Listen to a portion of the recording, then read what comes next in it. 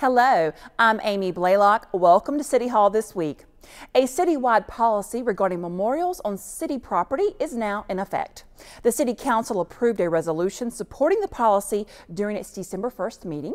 When we're referring to a memorial, we're typically looking at a marker that was placed by individuals to commemorate a sudden loss or a death of an individual with significance to the individuals who erected the memorial. It could be as simple as a wooden cross, as we've seen on some of our state rights-of-way. It may be a collection of notes and mementos, perhaps stuffed animals, and it could range all the way up to the ghost bikes, of which we've got several in Durham, which commemorate the location where a vehicle killed a bike rider. And the ghost bikes are bicycles that have been painted white, often adorned with flowers, ribbons, and placed on the side of the road in proximity to where the accident occurred. The policy was needed to help the city balance the need to make sure public safety and the public use of city properties are maintained while respecting the purpose of the memorial as much as possible. The policy is needed because we really didn't have one in existence before. There was no guidance that city staff had regarding what to do when they came across a memorial, what to do when a memorial was brought to our attention by a citizen, if someone complained about a memorial or saw it as a concern. City staff didn't have any guidance, didn't have any guidelines or policies or procedures to follow regarding that, and so oftentimes what you found was one department would handle it one way, one would handle it another, and some simply didn't know what to do at all. The goal of the new policy is to offer consistency and guidance to city staff on what to do when residents express concern about a memorial on city property or a memorial that is causing a problem for the public overall. Well, the policy itself, the way it's written today, starts with a concern of a citizen that brings to our attention the placement of the memorial. When a citizen brings it up as a concern, my staff will go out and inspect the site. There are two parameters that we're going to look for immediately.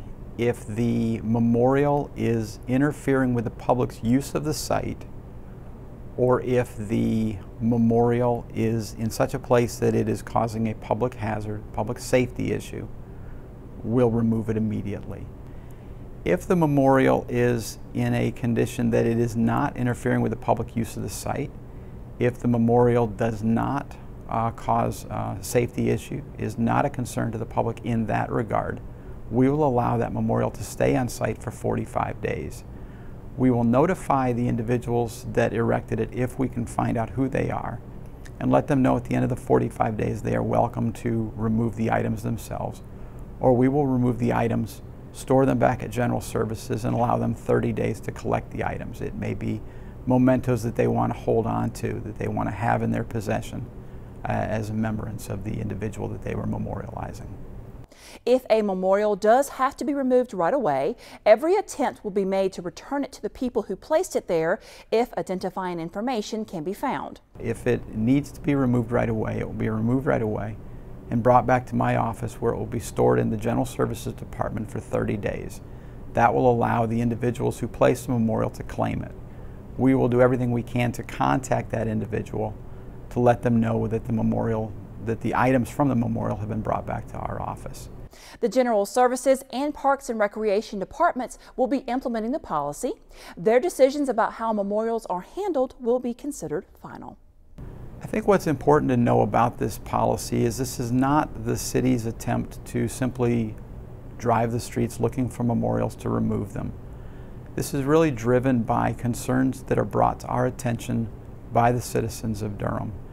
If a memorial exists on a right-of-way, is not brought to our attention, is not complained about, has not been a concern of the citizens, it can stay indefinitely. If it is not causing issue with visibility, if it's not causing issue with the public use or the safe egress on that property, it will stay until either the individuals who erected it remove it, or until nature takes it away and it becomes, at that point, a nuisance to the city and to the thoroughfare.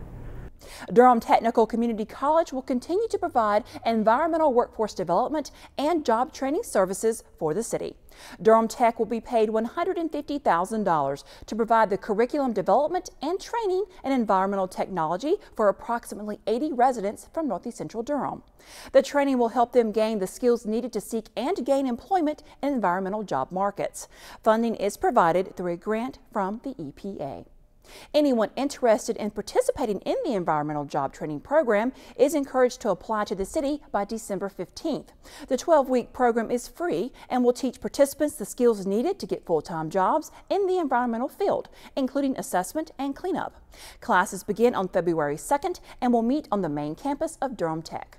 Applications are available on the city's website. If you've driven downtown recently, you've probably noticed two important construction projects underway. Find out how they could continue to affect you when City Hall This Week continues.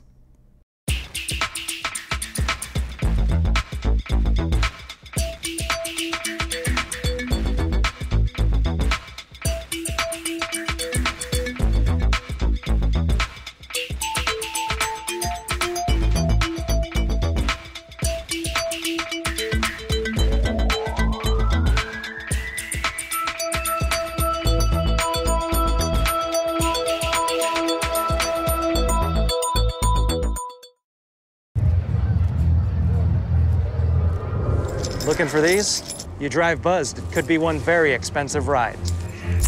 First, you gotta make bail. Then pay me to get your car back. Your insurance premiums will go through the roof. And my legal fees just keep adding up. All told, it could end up costing you $10,000. Buzzed, busted, and broke. Because buzz driving is drunk driving.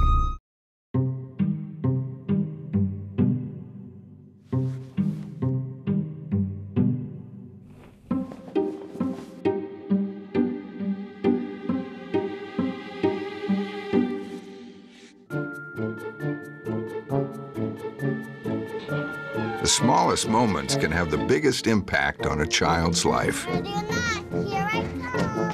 Take time to be a dad today. Daddy, I'm gonna find you. Welcome back. The city's first quarter financial report is available, showing that all departments are projected to end the year within budget. That's driven by the fact that departments are expected to spend $1.4 million less than budgeted, a savings driven primarily through a reduction in personnel cost. Property tax collections are currently up by 7% over the same period last year, but they're expected to come in overall just slightly below budget. A better picture of the property tax collection rate will be available after the payment deadline in early January. The next financial update will be given on February 19th. Here's an update now on two significant construction projects going on downtown. Much needed repairs to the City Hall and its annex are underway and are expected to be completed this summer. The scope of the project includes exterior renovations as well as the replacement of failing chillers with energy-efficient modular chillers. Meantime, the downtown loop water main replacement and water meter upgrades project is also underway. This project is replacing the existing 1930s era water mains to improve service delivery. During construction, there will be changes in traffic patterns, detours, and limited access to properties in the downtown loop. Affected property owners, residents, and visitors to the downtown area will continue to be notified with door hangers, postcards, signage, and social media alerts. The city is renewing its commitment to meeting the housing and community development needs of all Durham residents. $42,000 will be spent on the development of a 5-year consolidated plan, the city's annual action plan, and an analysis of impediments to fair housing choice. The documents are requirements of HUD for cities that receive and administer certain block grants on an entitlement basis. Up to another $27,000 will be spent on a detailed housing needs analysis and resource analysis for the development of affordable housing at future rail access points. The documents are due by next May. That does it for City Hall this week. Don't forget to like us on Facebook and follow us on Twitter. You can also find us on demand on Durham Television Network's webpage and on YouTube. I'm Amy Blaylock. Thank you for joining us.